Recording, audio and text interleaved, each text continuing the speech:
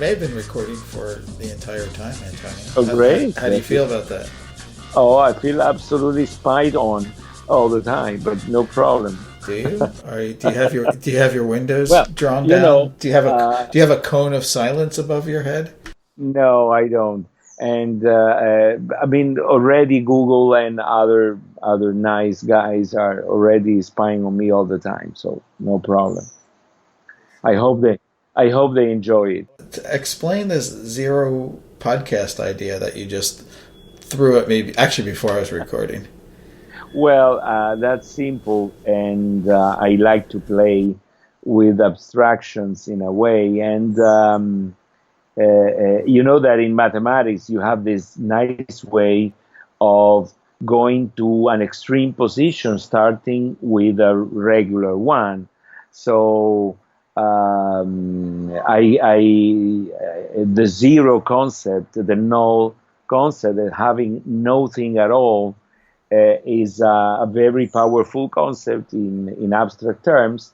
And so I said, well, starting with the idea of a regular podcast of 20 minutes or whatever, and you could go to the limit by varying the duration of the podcast. So you could have a 2-second podcast, a 1-second podcast, a zero point 0.1 podcast, and then to the limit, you would have a 0-time episode, which would be completely void of anything. And that's an intriguing concept. It would be fully useless. And, but still in abstract terms, it would have some value of its own. And you could probably write a philosophy book out of it. We're already way past the limit, so we exactly. So, how do you, for instance, it would generate some intriguing question. One you already posed. How would you time the duration of a 0-time podcast?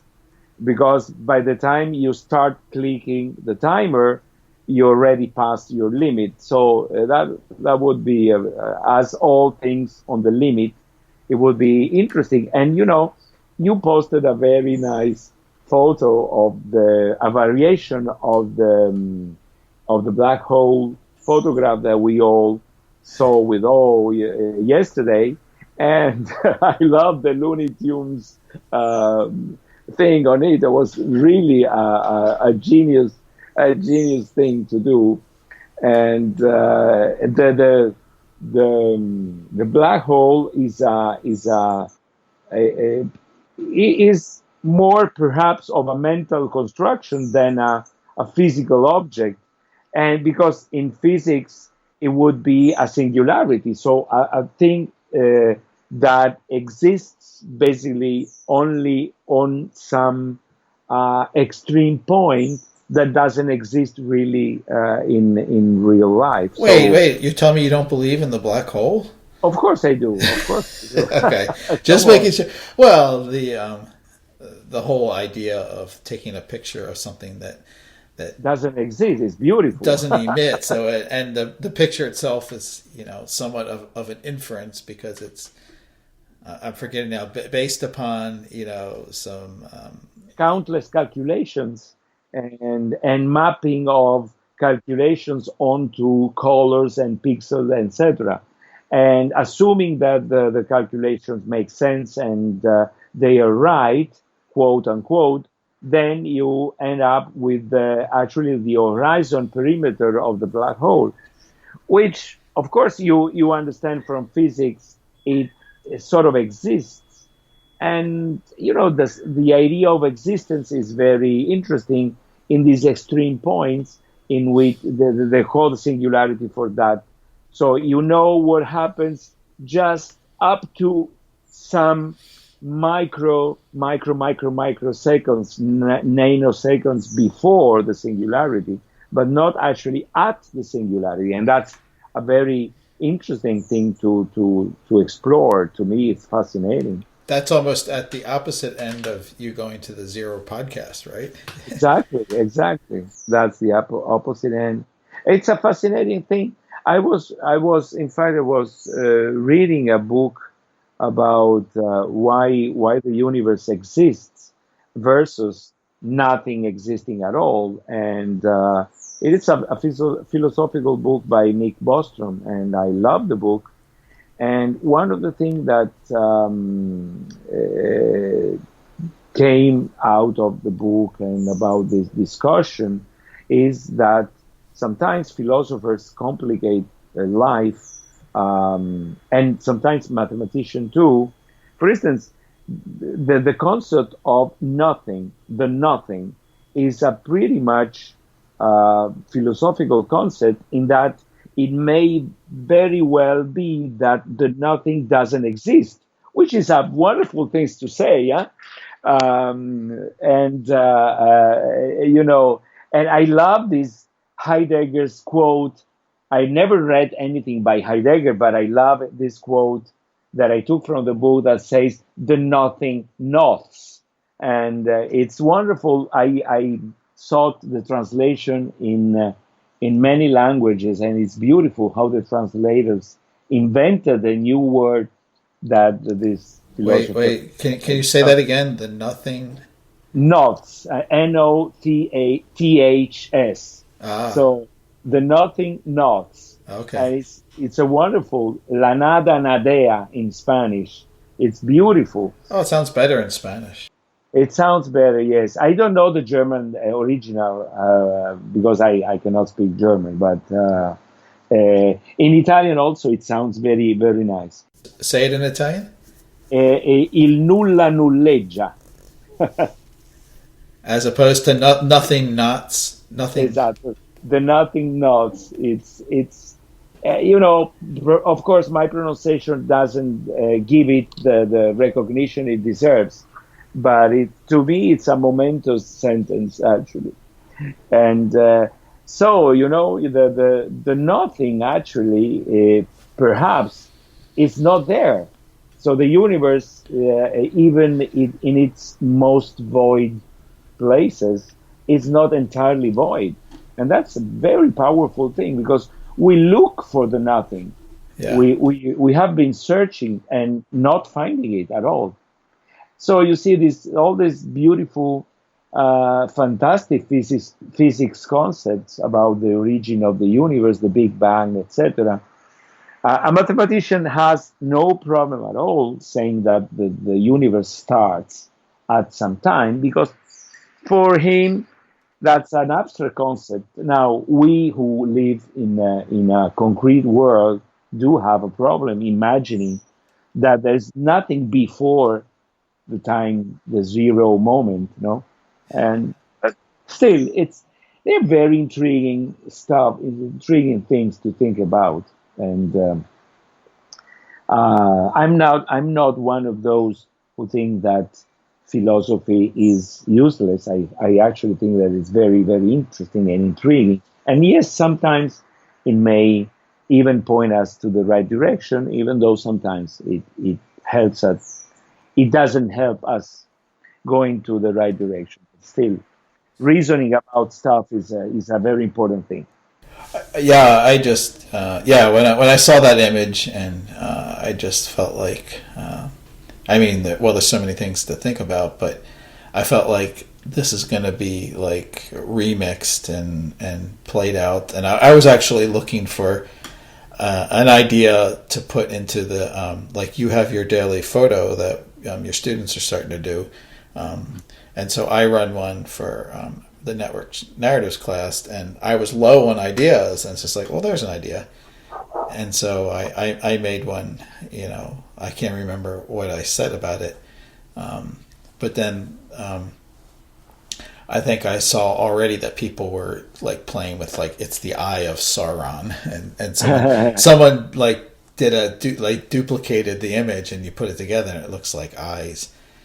Yeah. And so actually, and then actually the little one that you saw, the GIF that I can't remember, it just like came out of somewhere, and I was going to in my list of blog posts I might do if ever I reach infinite time, and actually I already did the poster for it. So Hmm. so now I'm stuck into it. But yeah, and actually the colors on that just matched, and so obviously we want to know, speculate. If we could get up close to this thing, what would we see? And you get very playful with that.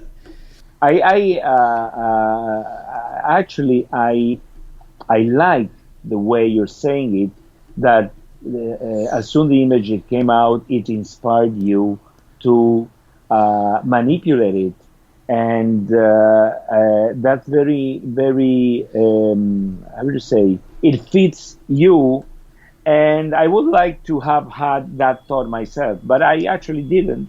And I simply saw at the picture, it actually didn't tell me much.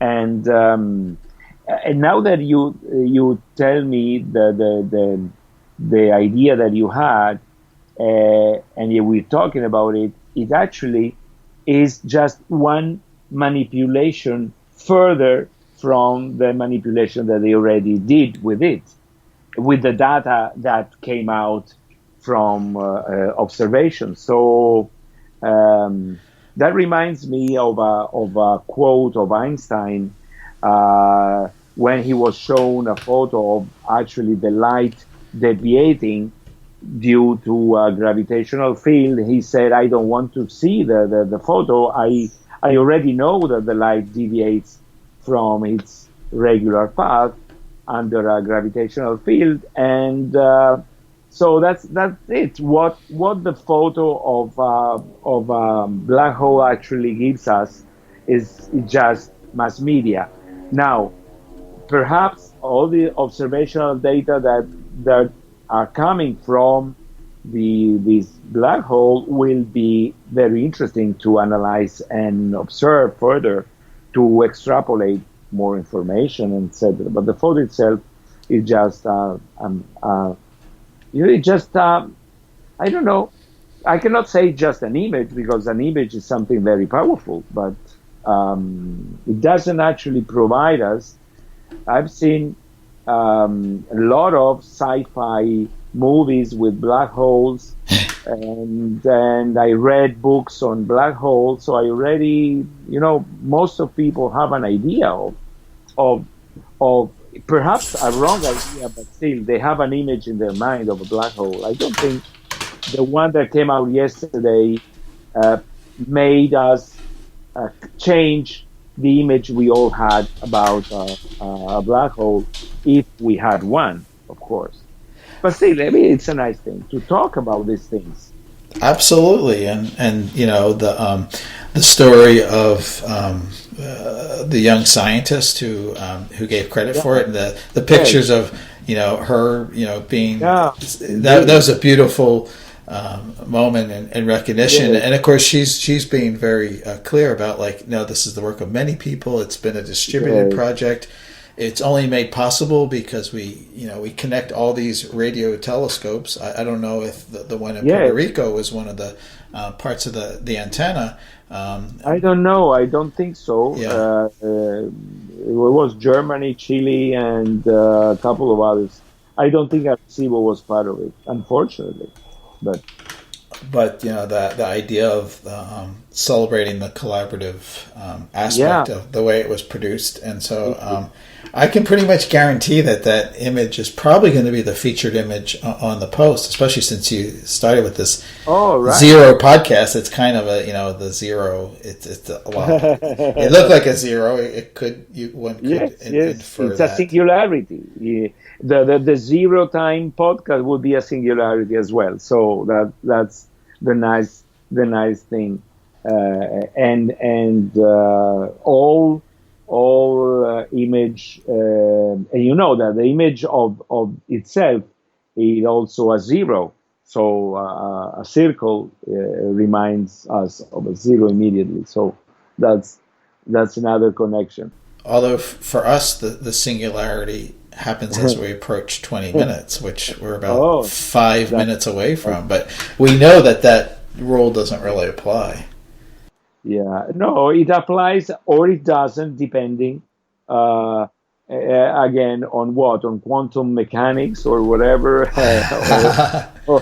So it's a beautiful metaphor everywhere. So, and the beautiful thing here is the fact that there's a woman behind, or at least many women surely behind this effort. It's a distributed and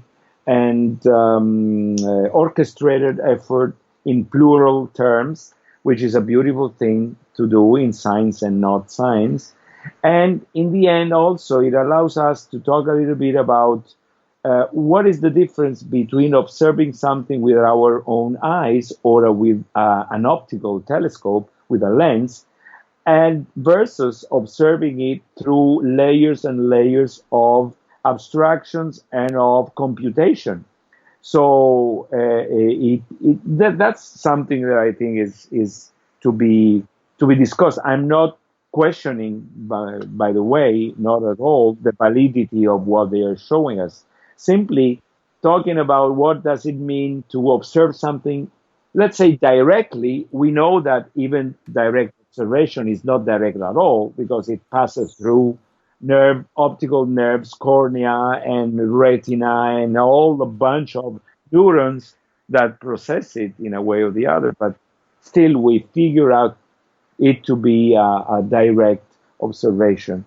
And what is the difference between the two? It's nice thinking. I cannot avoid think about this thinking. Yeah. And actually, I just while you were talking there, I said I'm looking at my Skype screen and seeing your photo of your icon, and said maybe Antonio's image will appear inside the circle of the black hole image, which doesn't really represent the black, which does represent the black hole, of course, and the black hole, represents like what happens when we start a podcast without having a strict plan, and we fall into the place where time doesn't escape. Exactly, and I find it very, very nice and intriguing the fact that somehow, after a little bit of a nice conversation between the two of us, it came almost natural that you sort of jumped into the black hole thing, and that we actually had already a 20-minute conversation on nothing, and that's beautiful in itself. So Yeah. it's very, very nice indeed. So I would just say, perhaps before closing, to tell our one or two or zero listeners what are we going to do with the podcast itself, and that likely we will have another episode coming out, say in May, and that we will be using some sort of link bookmarking, social bookmarking thing to put in a virtual blackboard our thoughts to discuss, and I don't know, perhaps doing a wiki or a Google document to make a few paragraphs worth of what we were saying in the Oh book. wait, come on. We have zero plans, right? Exactly. No. We as happens, usually we start getting around to another episode every several months through an email where one of us realizes we haven't done one for a while. And so it kind of happened again, but I think we've kind of molded into one idea. And then, one piece is that I'll get a chance to visit your class later this month. And so we can think about possibly either that class or later we can involve that recording into the podcast, or not, or refer to it. Yes, that would be a good idea, and we will be recording it, so it could very well be incorporated into the next episode, or do an episode on itself. So that would be great, actually. But So, we have some grand ambitions oh yeah, of grand. um, maybe trying to up our frequency to a monthly, which is a grand plan, and so Yes, we yes, can aspire to those grand plans. But we kind of back and forth, and we have a system now. We have a tag of yeah, because we both firmly believe in the usefulness and power of social bookmarking, and indeed. so we've started, and since we actually generally use different platforms, but we have a way to make them coalesce. I use Pinboard, and you use Digo, but I the idea was that we might just start bookmarking sites that we could talk about, and so I thought maybe like as I am tagging things with our secret tag prcon for Puerto Rico Connection, that I could be tagging things of that as I'm doing of interest, and so but you could talk about the ones that I've tagged, and I could talk about the ones that you've tagged, That's nice. possibly as a way, and we can of course syndicate those in. And I did a little bit of experimenting and got working an if this then that recipe, which means that I can stuff I'm bookmarking in Pinboard, I can actually have show up in Digo as now, and then you've found out what I didn't know was possible is that we can have sort of a way to see everything tagged the same in Digo. I thought they had taken that away, and you said no, they haven't. It's there. So we can think about that as the future way that we talk about some things of interest. Oh yeah, indeed, and it seems a nice way to do it, indeed. So in the end, we can grab a feed from both sides and push it into a web page also. And it would be nice if we could be able to comment on that page, but that's another story, at least for a couple of episodes in the future. No, that could happen. I think we did something like that for one of the classes that you were on. Oh, we did it with Hypothesis, and so we brought them into a web Yeah, page. yeah, But of yeah. course, you can comment on that. I mean, you could get really crazy and have a second tag for each episode that would show up on the page, but that's way too much work. Probably, but at least perhaps it can be done Yeah. with the feed itself, and then with the hypothesis we can add comments, and it would be too complicated to do the commenting while the podcast is being generated, but afterwards perhaps it could be easy to add comments and perhaps to edit the page itself, uh, and to add text on the page after each feed item.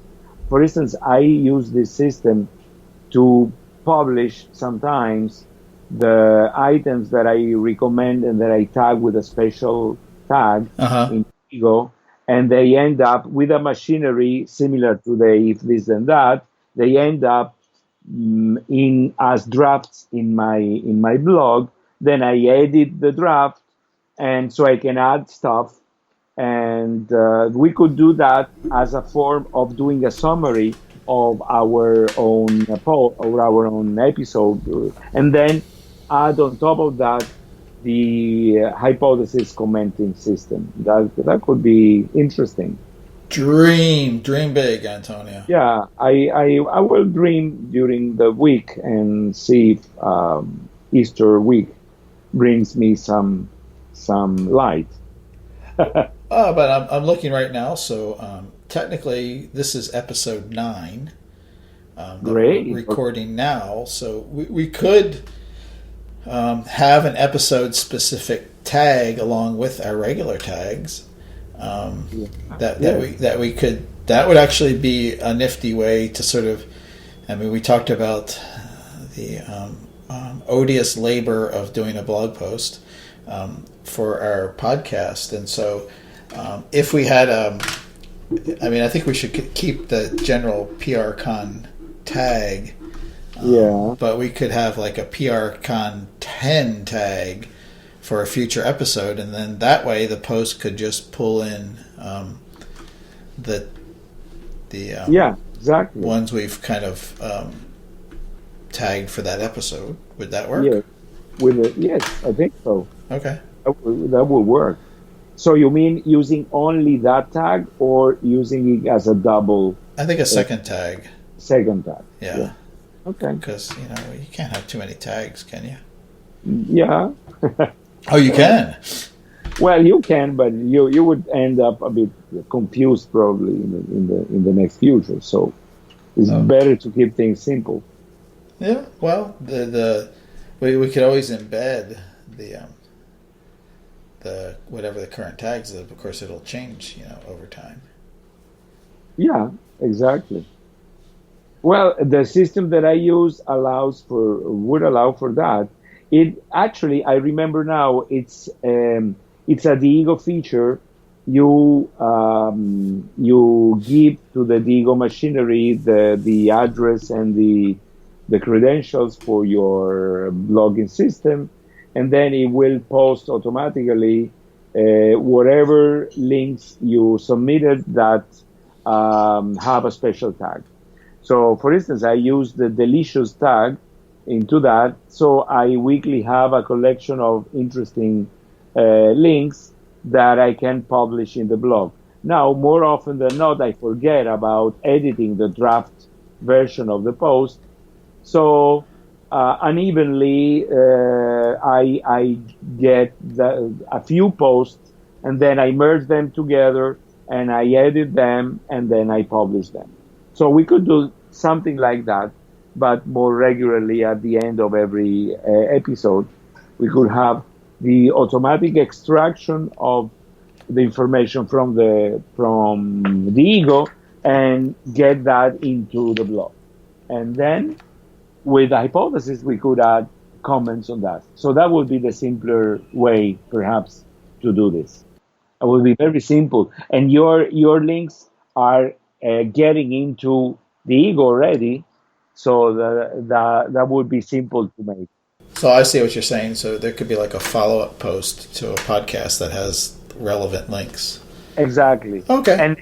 And we can use that post perhaps as the publishing tool for the podcast, for the episode itself, or an extra post. I don't know. That has to be analyzed. Yeah. But and either way could be a good way to continue. Okay, so your homework then, Antonio, I'm giving you is to sort of come up with a way to do this. Okay. And suggest it. And so that could work too. All right. I will do that, and so we'll meet. I also will explore the way for us to best meet online on the 25th. Yes. Of April. Yep. And with my students, and that would be a nice encounter, I'm sure. Okay. So I really look forward into it. Okay. So I'll see you in the singularity, okay? See you in the singularity. Yes, my friend. Okay. Indeed. Thank you very much. I'll stop recording, but always great talking to you, Antonio. It is always great to talk to you too, Alan, and to the next one.